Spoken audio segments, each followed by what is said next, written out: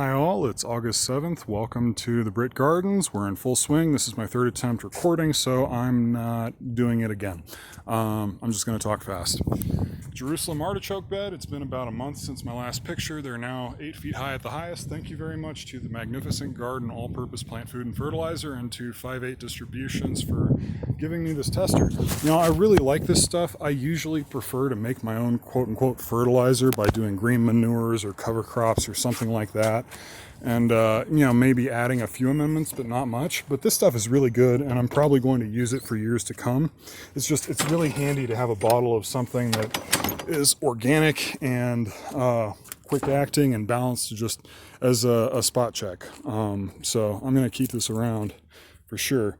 And I have a couple of testers if anybody wants to come try it out next time you come over for burgers. These beans are a lot smaller than they're supposed to be, but we're getting some. I think that there's just not enough fertility. It's a very thin layer of compost over the wood chips here, so it's hard for them to get enough food to do well.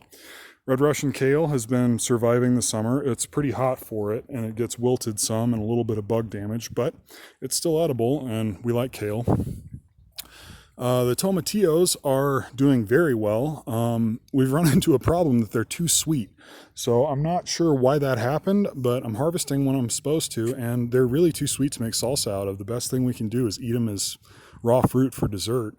So I'm looking for ways to use it. The wall of cucumbers has been doing very well. Harvest about once every week or two, and I've just harvested about 20 or 25 pounds, I think, of those.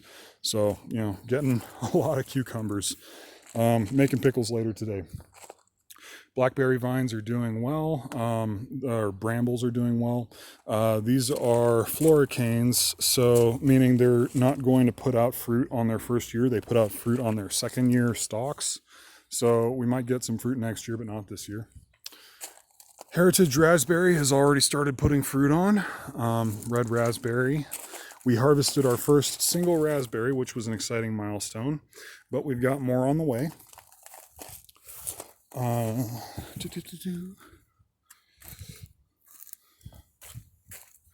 Shishido peppers. Very happy. Very happy. Tons of peppers. Been eating off of this constantly, and there's always more peppers coming. So I'm really happy with that. I'm going to plant more next year. Borage. This has been flowering for a solid month, and the bees just absolutely love it. So this one's here to stay for the years to come. We don't really eat it. I'm mostly using it for the pollination, but you can't eat the flowers. Sarah likes to add some flowers to the salads. Another one to stay is this red-leafed amaranth. This is an amaranth that's grown for the leaves, and it's tougher and not quite as delicate tasting as most salad greens you buy in a store, but for something that self-seeds, you plant it once, you forget about it, you have it forever, and add some color to the dishes. We like it a lot. This is the perpetual spinach. It's a kind of chard. I hate leaf miners. Leaf miners drive me nuts, so I'm getting rid of these because this is my leaf miner magnet in the garden. I can't deal with them. Currants and gooseberries have pretty well stopped producing. I got my last few Pixwell gooseberries just earlier today when I was filming and screwing up, but they're pretty well done producing, but they've gotten really big this year. Comfrey's been chopped back. I harvested this about 3 days ago, and it's already coming back, so I'm real happy that I planted a ton of comfrey. So this is going to be my main fertilizer source, or source of green waste in the future.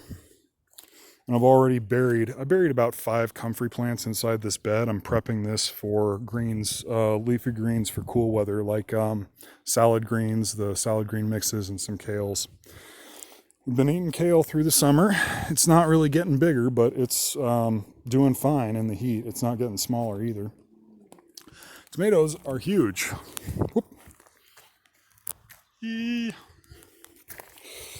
Getting just a ton of tomatoes on all of the tomato plants. So we're about to hit our glut of tomatoes, and I'm going to have to get used to making tomato sauce in a hurry, like canning a lot of tomato sauce.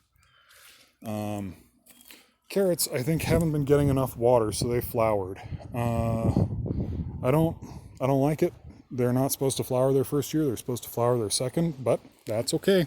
I've already picked a ton of them out to eat, so that's pretty well what's left is the one that are flowering, and I'm going to try and save seed from them if I can. This is okra, and you can see the baby okras. So I'm testing that out, but I love okra, so we'll see how it goes.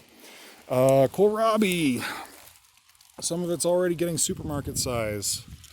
It's a little small, but it's not bad.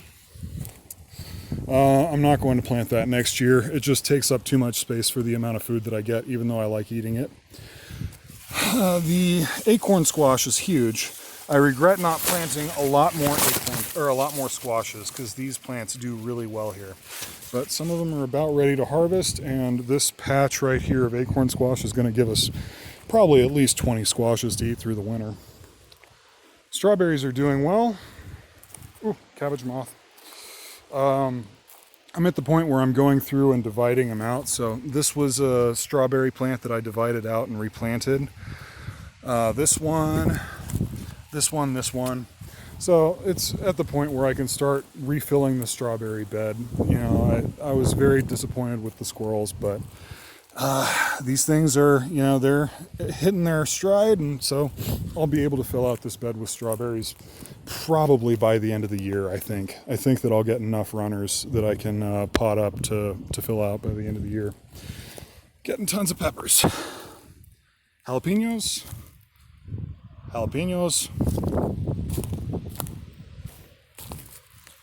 Cayenne. Tons of peppers. They're really liking it here. Tons of zucchini, harvesting zucchini about twice a week, and we have more than we can eat. The yellow pear cherry tomatoes are all about head high, and they're putting on fruit pretty vigorously. Ooh.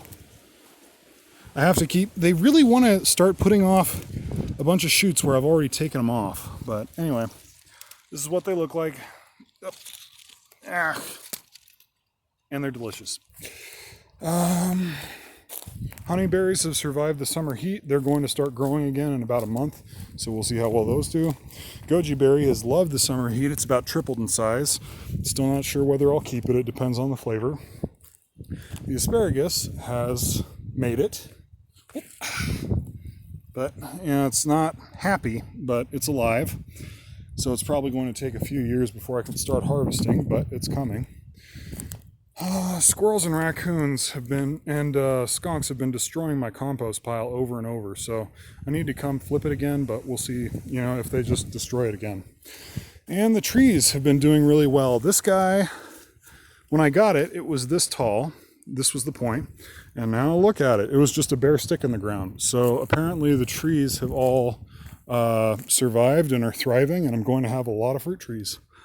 This is the cherry tree, and this one's doing the best. It was a stick this tall. Now it looks like this. That's about what I have. Flower beds in the back are doing well. The rotted down weeds are rotting. It smells awful, but they're about ready to be used as fertilizer. And I think that's about it. Take care, y'all. See you next time.